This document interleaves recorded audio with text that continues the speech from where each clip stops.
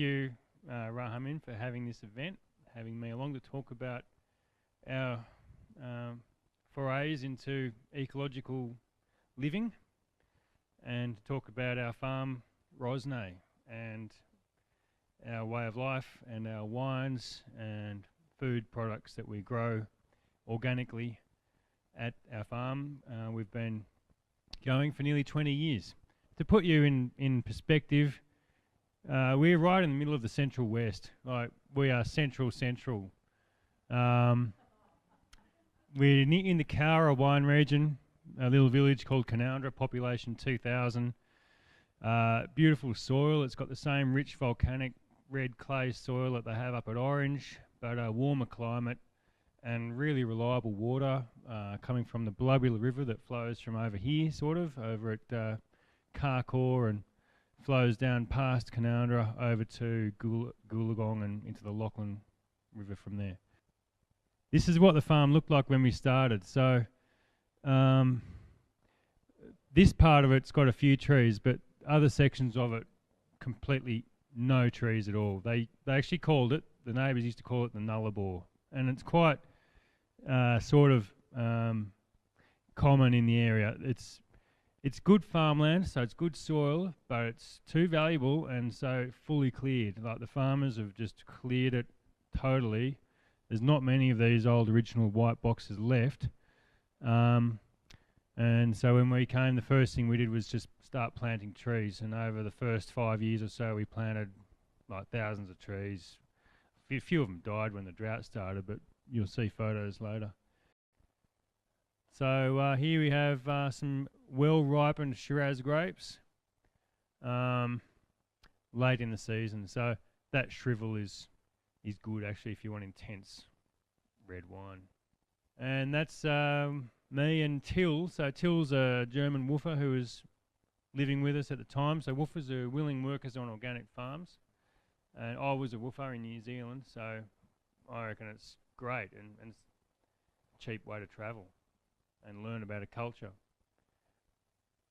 And yeah, that's the pressing. I love that photo, just the colours and a pressing of some garage Shiraz.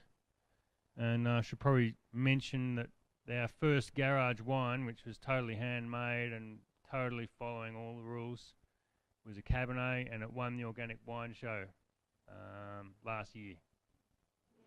Yeah. Our other thing we do is figs.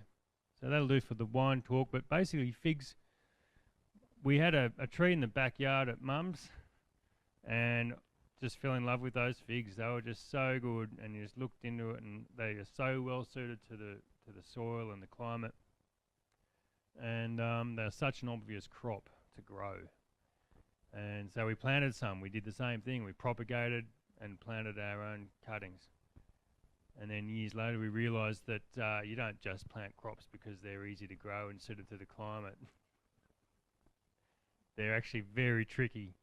That fig, you can almost see it's so ripe, it's got a little bit of juice coming out its aperture.